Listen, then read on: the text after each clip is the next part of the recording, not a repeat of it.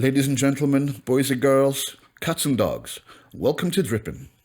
You know, I've noticed after watching podcasts and YouTubers, when they have a discussion with women, a man can say something that's completely logical, completely factual, and he can come with receipts. But the women tend to not accept this advice or this fact or this opinion, no matter how true it may be. Now, I've come to the conclusion that it's because that information, fact or opinion came from a man. So I really like it when the likes of Pearl come out there and tell people how it is. Tell women in modernity what's happening, what they're doing, and basically calling them out on their foul behaviour. So without further ado, let's jump into this interesting podcast. This is a lady. She's English and she shares a lot of opinions that the Red Pill Society share as well. And she's telling a lot of people about the ramifications of women's attitudes, mainly Western women's, and again, not all women, just the women who are most left, extreme left, and the ones who are basically the bad apple ruining the whole barrel. So without further ado, let's jump in and see what she has to say. Are crazy women destroying the West? We are forever reading headlines about the mental health crisis in the West.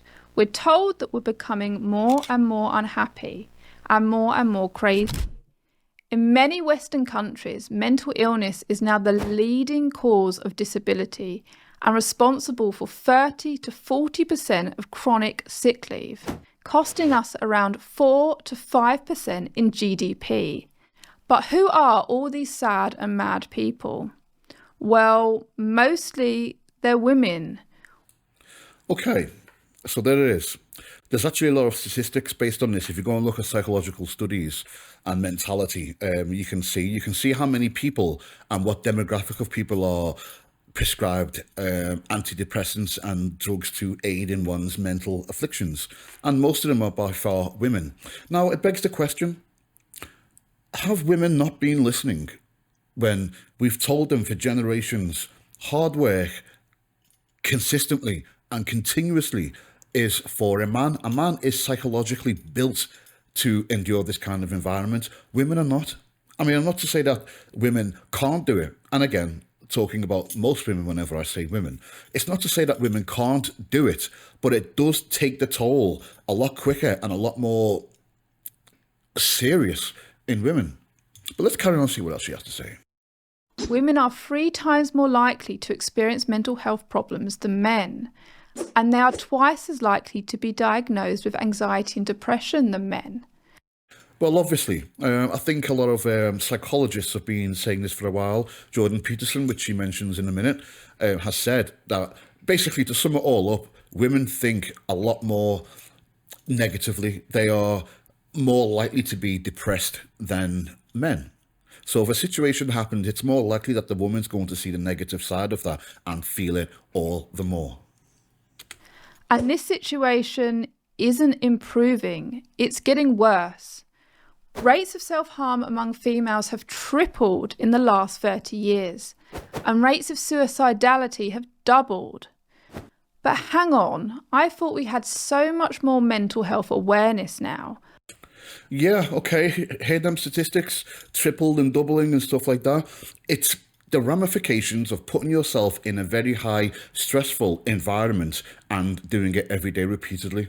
I mean, they were all, get women into the workplace. It was such a bad idea. The woman is not built for that. Women have got other qualities. That kind of work should be left for the men. To have that stress, to go to work, to wake up early, to break your back and come home. The women are supposed to be kind, nurturing, taking care of the young and holding the fort and enjoying the love and affection of her man that she loves so much. What is wrong with that? But then you had this push, didn't you? Get women into the workplace. And this is the inevitable result. She goes into it a bit deeper now, but check this out, man. The well-being industry is booming. This is the era of emotions and self-care. Aren't we all opening up about how we feel, going to therapy and working on ourselves?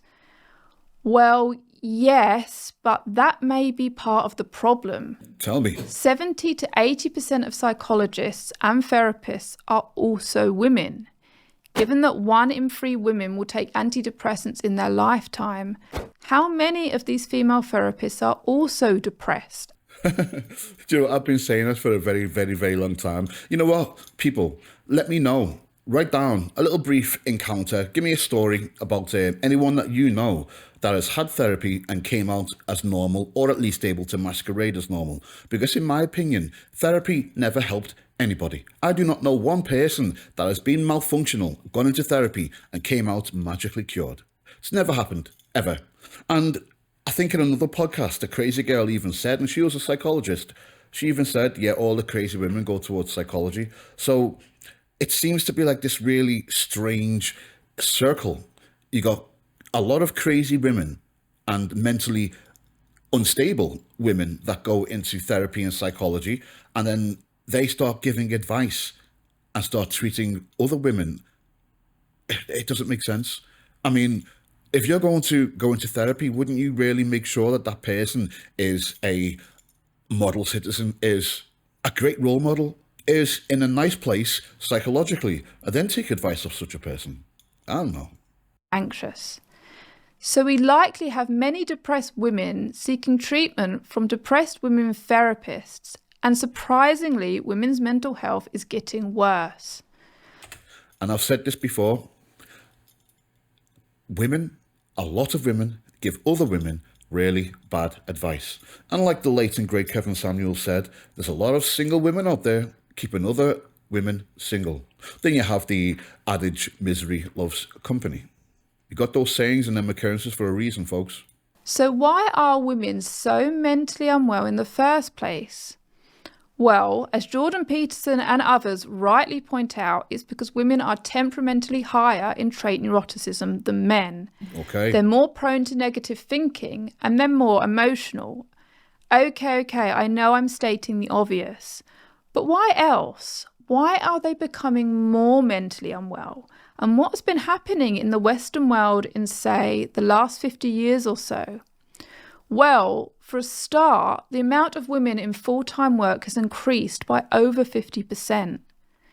Similarly, the amount of women who are unmarried and single over the age of 30 has increased from 18% to a whopping 54% in the last 30 years. Wow. And it is estimated that almost half of all women aged between 25 and 44 will be single by 2030.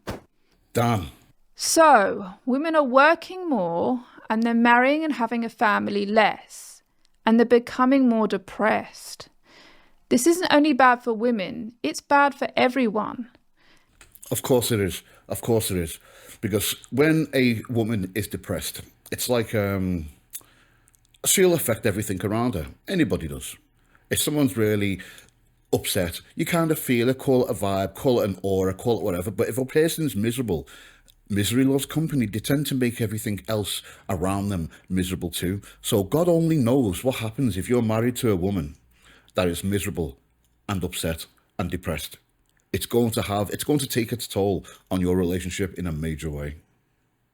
This is because all the gains made by extra productivity in the economy, of things becoming quicker, more efficient and cheaper, have been swallowed up by women entering the workplace. Now that there's 2 salaries, the man and the woman's, that can go towards the mortgage, all that has done is push asset prices up, which means that all the extra money earned goes on rent and mortgages. And that's exactly the point. See, for example, I'm just going to pick a nice round number. You have a house or a property that's £100,000.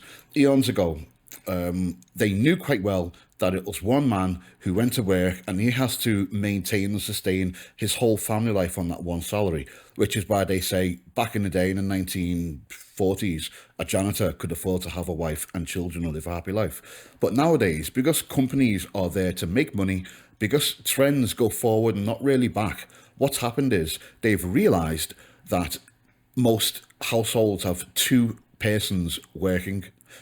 Ergo, they can afford twice the amount of expenditure. So your average mortgage now goes up in payments by double. So how does that affect the real world?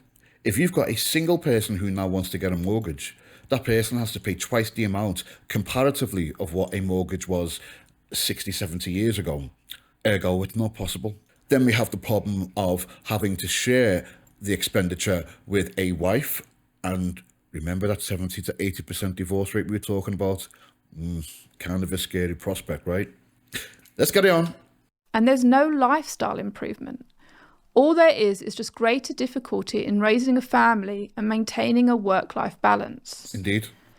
Alongside this, more and more women entering the workplace has brought about freedom-destroying equal pay laws.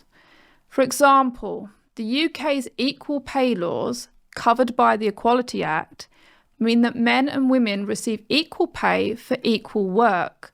That is, work that is similar, equivalent, or of equal value.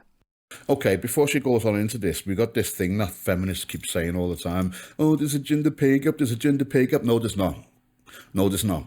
I'll just give you a bog standard example of that. When you go on some kind of a website and you look for a job, whether it be Indeed or Job Plus or whatever it is, you look for a job and it might say something like office administrator. And it'll give you the amount of salary and what that job entails. It does not say, and it's against the law if it did, it does not say men who apply for this job will receive 36,000 a year. Women will receive 24. It doesn't say that. Whoever gets that job gets paid that much. Now let's go into the second part of it. Men seem to be a little bit more boisterous, adversarial and combative.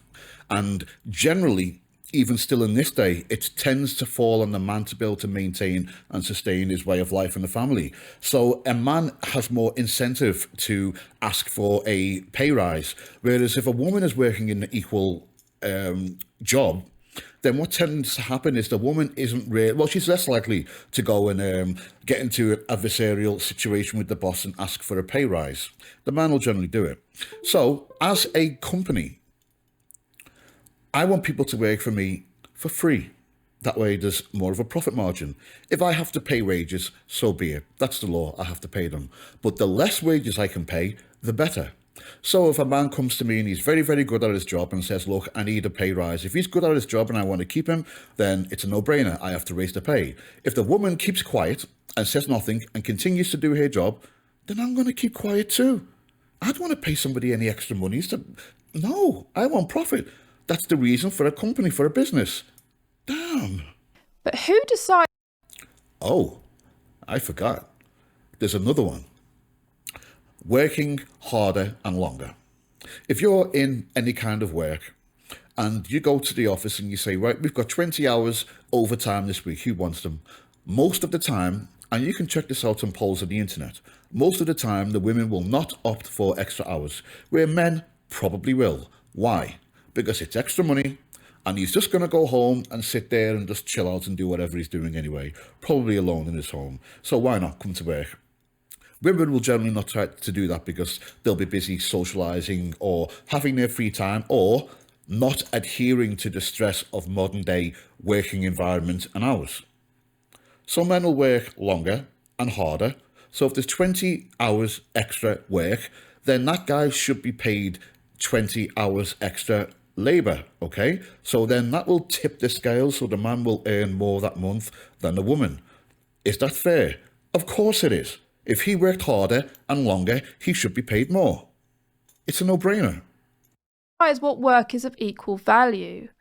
Well, it seems that it's all down to how the judge interprets the law. So, for example, we have the shocking story of Birmingham City Council, where female dinner ladies argued that they should have been paid the same salary as dustbin men who had been earning more. Okay, can we compare those two occupations? Now, don't get me wrong. I like dinner ladies. In school, you go, and they'll be there, they'll be nice, they'll serve you your food. Now, if you could get on the good side of one of the dinner ladies, you could get seconds, you can get a little bit of a bigger spoon, you know? I like dinner ladies. Okay, I'm not going to go on about the appearance or the stereotypical appearance for them, but at the end of the day, sorry, but you cannot equate that job to bin men. That's what we call them in England, dustbin, whatever, bin men. Those people, have horrible conditions to work in. They've got to take your trash, empty it into the back of this thing, and people sometimes cannot be courteous. If you can imagine the filth that they've got to work through sometimes to get at your bin and put it back and empty it, and they do that on a daily. There's quite a lot of labour involved. Have you felt the weight of wheelie bins that have been filled to the brim and you've got to pull them up, down onto the street and hitch them onto the back of the vehicle? Okay, so those two jobs are not comparable, where a dinner lady merely only has to serve the food to children, then go home. It's a very, very small window. Those two jobs are not comparable. The judge agreed with them, and the council had to pay out around 700 million, leaving the council bankrupt. Stupid. Or, more recently, there's been the case of retail giant Next. After a 6-year legal battle in which female shop workers argued that it was not fair that they weren't being paid as much as warehouse workers, Has anybody worked in a warehouse before? Okay, I have. I worked in a warehouse. And there is no sitting down.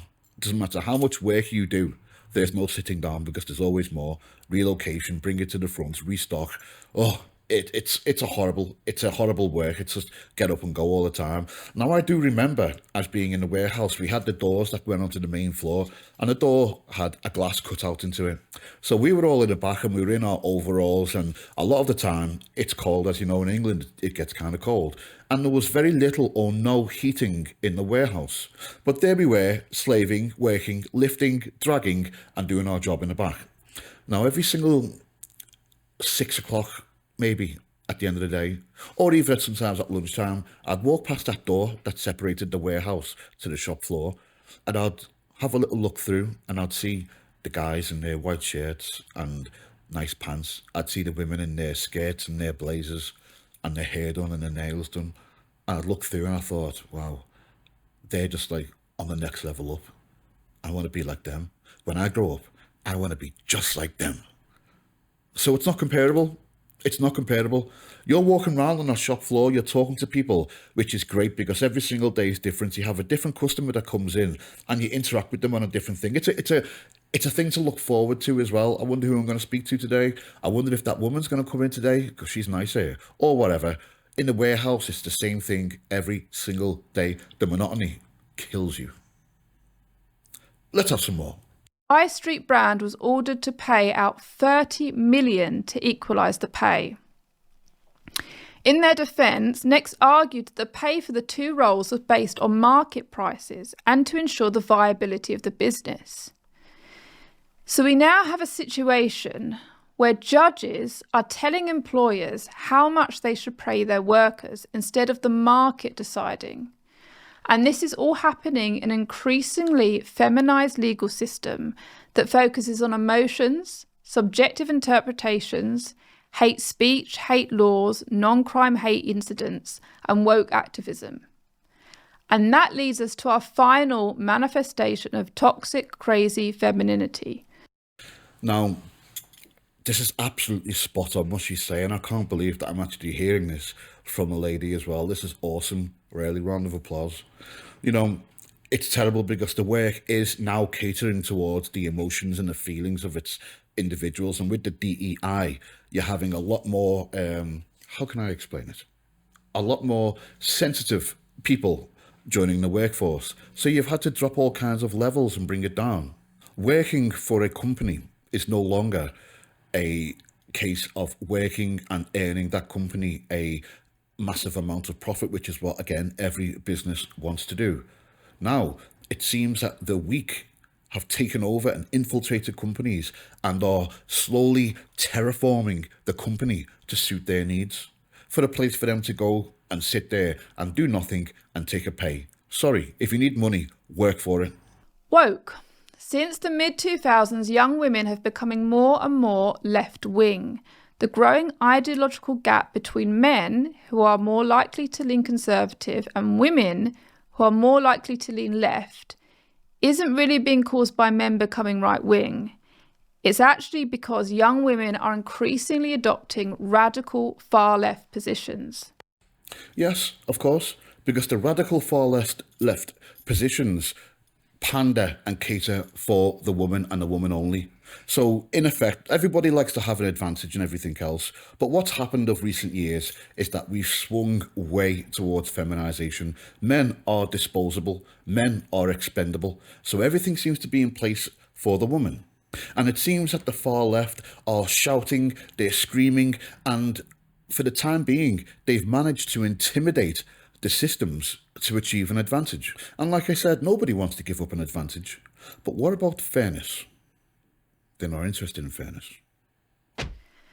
Perhaps, given that more of them are entering full-time work, which they struggle with because of their mental health, woke ideas such as harm reduction, focusing on emotions, caring for victim groups, and a critique of meritocratic capitalism appeals to them.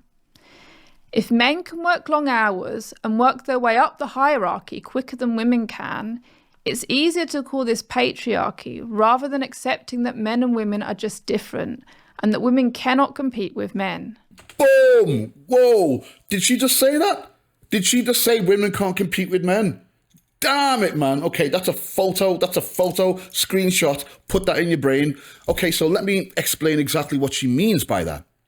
She doesn't mean that every single woman can't compete with men. What she's saying is if you take of all of womanhood and all of manhood and you attribute a certain number for their physical abilities, mental abilities, results, effort, time spent, then you'll obviously get a much higher number on the male side than you would female side, because women cannot compete with men in this aspect.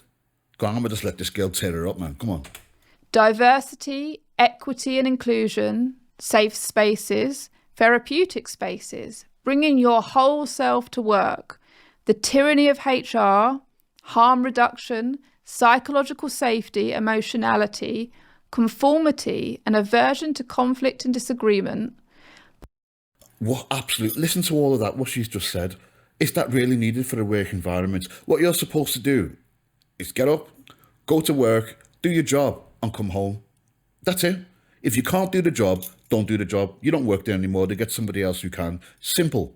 If you want to do something, train, do it. This thing about HR, have any of you had an experience with HR? Guys, you know what? Write me in the comments any experiences that you've had with HR. I'll tell you my experience. And I'm going to name the place as well because they are really bad. I used to work as a drayman in a company. We used to deliver big barrels of beer and wine and stuff to different pubs all over the northwest where I come from. So there was this one pub called the Grosvenor in Chester, and I used to deliver there. And the woman who used to accept the drinks, she took a liking to me and thought, yeah, you're cool. So I spoke to her. She was nice. So she offered me a job. So I said, okay.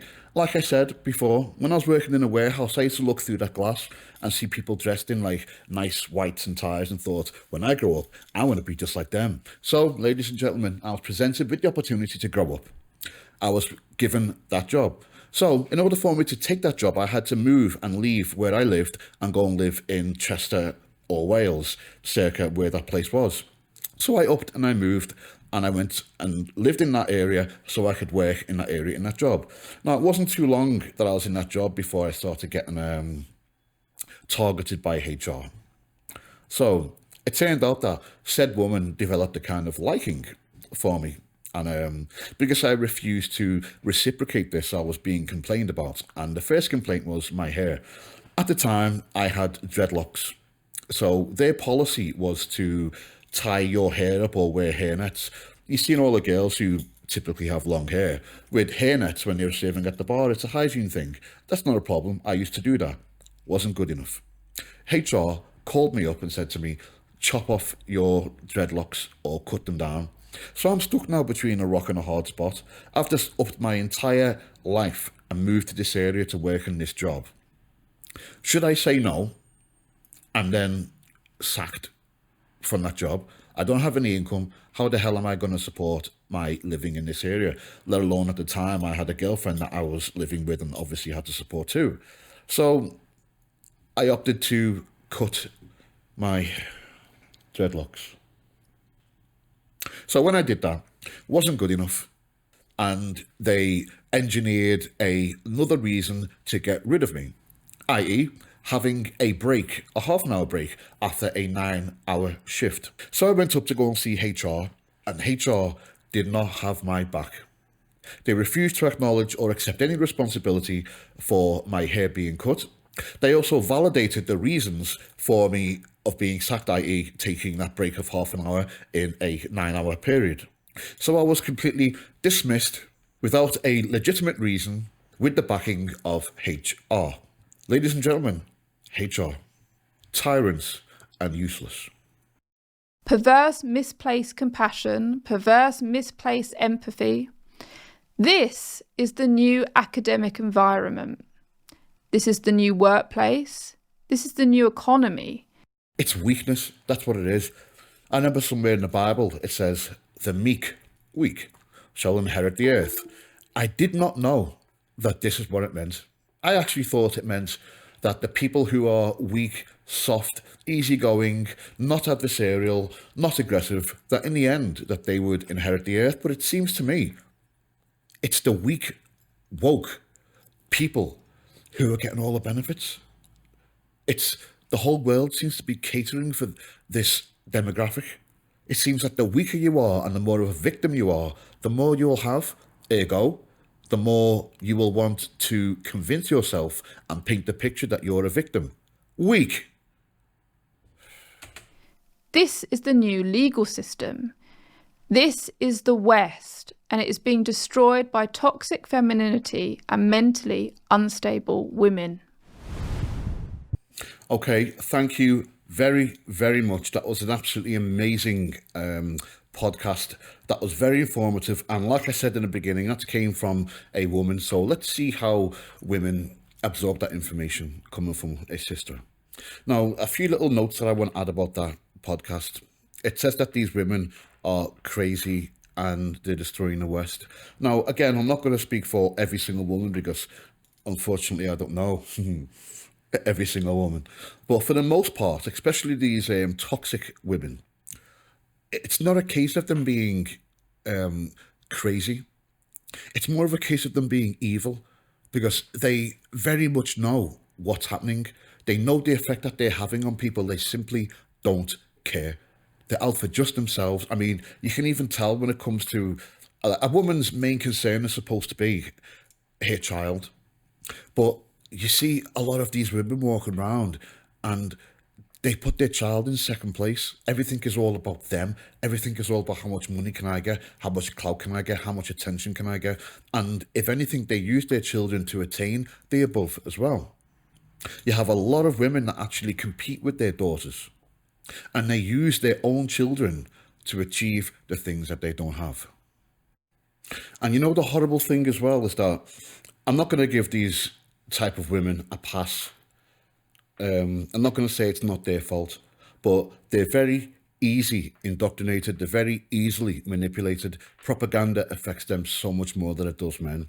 So this has been happening for a long time. Women have been targeted for a long time to act and be a certain way. They've been subject to brainwashing, if you will, by media, by everything in life that you can be convinced by. But I'm not going to give them a pass because at the end of the day, if somebody came to me and said, okay, whack this person over the head and hospitalise them, and every time you do it, you'll get £20,000. Well, I'm not going to do it. That's the choice I made. I'm not going to do it. It's the same with these women. They have a choice whether to do a certain thing, and they've chosen to. But I understand that a lot of this programming can happen on a subconscious level also. But somewhere deep inside, considering the women are supposed to be more caring, more emotional, somewhere on some level, they know exactly what's going on. And if you see a lot of these women on these podcasts, they don't focus on the future at all. They don't care about any successive generations whatsoever. All they care about is themselves right here and now. So I want what I want, I'm going to do what I do and be damned with the rest of the world. Now, again, I'm not saying all women, but it seems, which was shocking to me, after the election with the Trump, when you look at the statistics, most of the women voted for Trump. Now, I was very shocked at that because here I am doing this podcast and I see a lot of people, speak to a lot of people and see a lot of podcasts where you've got this, what I thought was a huge demographic of women that are just hateful, spiteful, misandrous, horrible individuals. But it appears that that number is not quite as large as I thought. but that demographic is 3 times as loud as the decent women. You know, and the crazy thing is as well is that women being human, men being human, are just as smart as each other. We're able to look at things, analyse them, and predict by patterns what's happening. So all of these mental health victims, all of this necessity for antidepressants, can they not see this? Have we not been saying this for a very long time? Don't subject yourself to this, that, and the other because it'll be bad for your mental health. But they go ahead and they still do it anyway. What's the train of thought here? I don't understand. I don't understand. There's evidence all over the place throughout the whole of history that says don't act in this way because here are the ramifications. So why are they running in droves to go and act in a detrimental way, to do detrimental things and complain about the consequences? Because we've allowed them to do it. And then they go and look for help. But the problem that is, again, written all over the walls, when they go to the mental health clinics, they put them on antidepressants and give them all kinds of medication. They do that because the medical business is making a metric ton of money from giving people antidepressants. They cost money. So as many people as you can get on them, the more money that they make. They're not bothered about your mental health. They're not bothered about your longevity. They just want to make money. And that, unfortunately, is lacing the pockets of medical associations. And the last thing that I'll say is, unfortunately, whether they can see this or not, the husband has been substituted for the government. With the incentives and the benefits from being single, not marrying, working in the workforce, they are supposed to get those benefits from the family, from the husband, but instead they're getting it from the government, and the government are dictating and telling them what to do, telling them how to behave, much like your traditional husband may suggest to his wife. I don't know whether women know this or not, but whenever you do something for the government, whenever you compete with the government always wins. So it seems that the writing's on the wall. It seems that we are all aware of the ramifications of both genders being in the workforce. We can understand that the prices of property and the cost of living is high and the salary is low. We can see that the woke ideology is destroying the workplace, society, mate selection. But it also seems that a lot of people have stood up and said no more.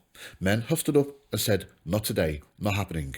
But surprisingly, a lot of women have stood up and said, no, this is too much. So with any hope, we can now eventually return to a balanced existence. The cost of living will slowly come down while the salary slowly comes up, and we can maintain some form of equilibrium.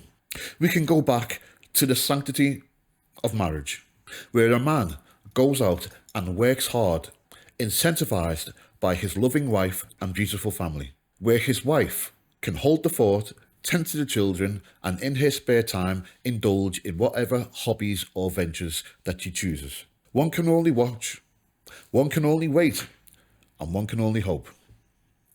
Ladies and gentlemen, thank you very much for tuning in. This has been a Dripping Podcast. If you like what I've said, if you agree with any of my points, if you disagree, let me know in the comments.